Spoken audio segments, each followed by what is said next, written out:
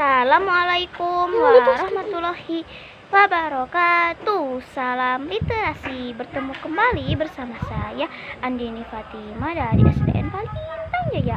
Saya akan mereview sebuah buku yang berjudul Kumpulan Legenda Rakyat Jawa Timur, Asal Usul Kota Surabaya. Penulisnya Dwi Pacara Ratriningsih, penerbitnya Arya Duta, tahun terbitnya 2014. Metode review bukunya dongeng. Saya akan mulai membacakan dongeng Asal Usul Kota Surabaya.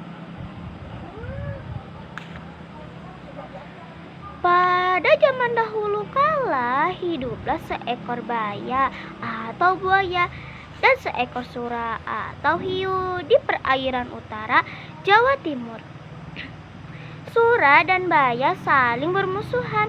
Mereka adalah binatang yang tangkas, kuat, dan ganas. Oleh karena itu, mereka hidup di perairan yang sama.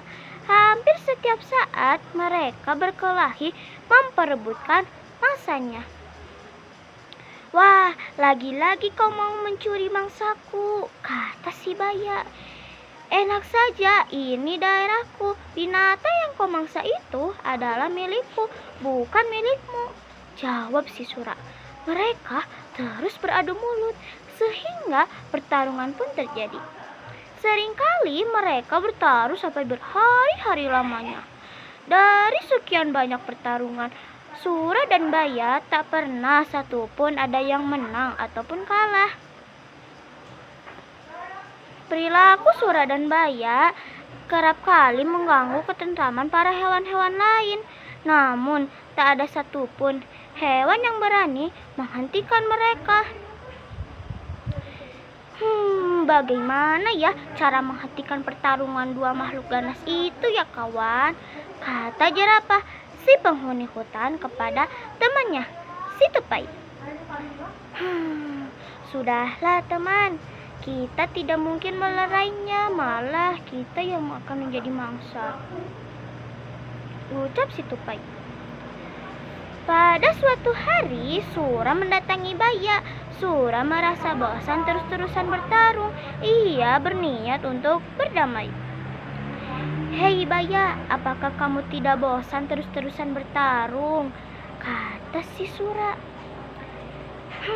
Ternyata kau juga merasakannya.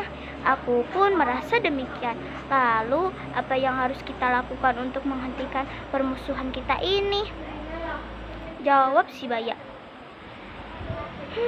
Bagaimana kalau kita bagi saja daerah kekuasaan menjadi dua? Aku sepenuhnya berkuasa di dalam air.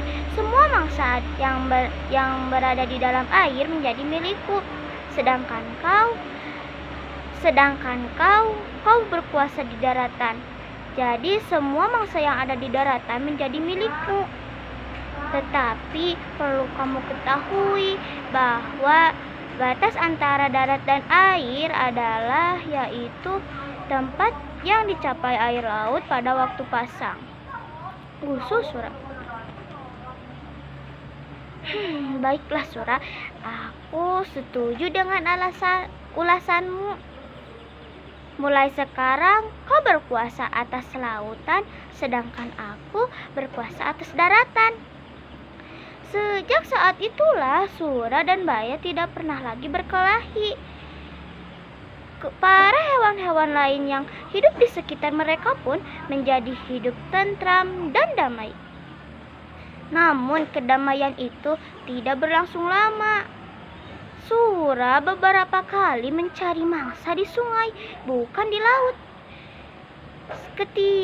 Pada suatu hari, ketika sura ingin mencari mangsa di sungai, baya berhasil memergokinya. Hal ini membuat baya sangat marah melihat perilaku sura yang mengingkari janji mereka. "Hei sura, apa yang sedang kamu lakukan di sini? Berani-beraninya kamu memasuki wilayah kekuasaanku. Mengapa kamu melanggar perjanjian kita?"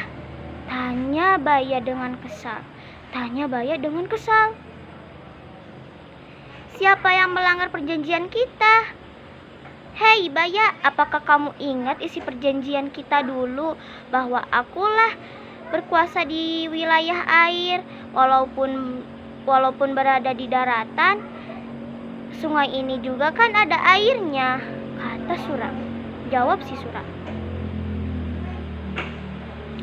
Benar apa yang dikatakan Sura. Nah, tetapi Baya tetap bersikeras ingin mempertahankan wilayah kekuasaannya. Hei Sura, semua penghuni bumi ini juga tahu kalau sungai ini ada airnya. Tapi bukankah kamu lihat sendiri jika sungai ini berada di daratan?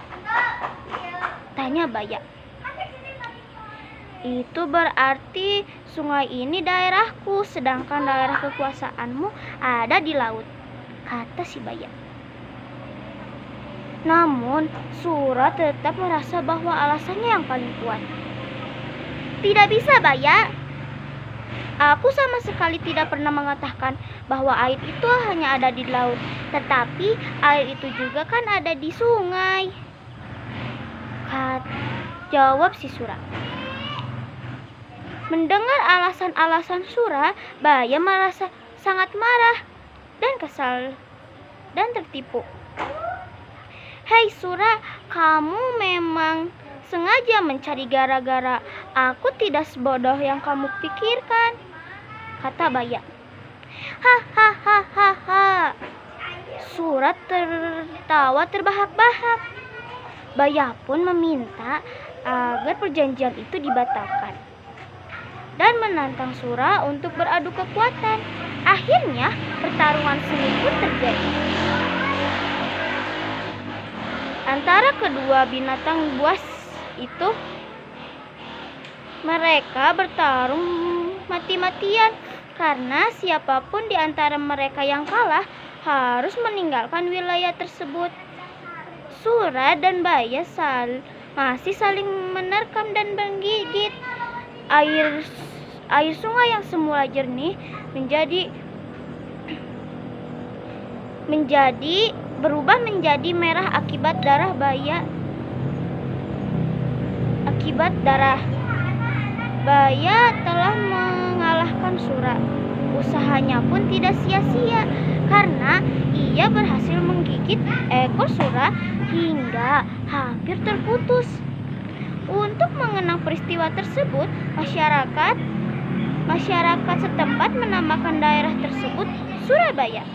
Pemerintah setempat menjadikan gambar ikan Sura dan buaya sebagai lambang kota Surabaya hingga kini. Hikmahnya, teman-teman juga perlu belajar bersyukur dengan apa yang kalian miliki. Dengan begitu, kalian akan merasa cukup dan tidak memiliki sifat tamak seperti Sura. Cukup sekian review buku dari saya. Wassalamualaikum warahmatullahi wabarakatuh.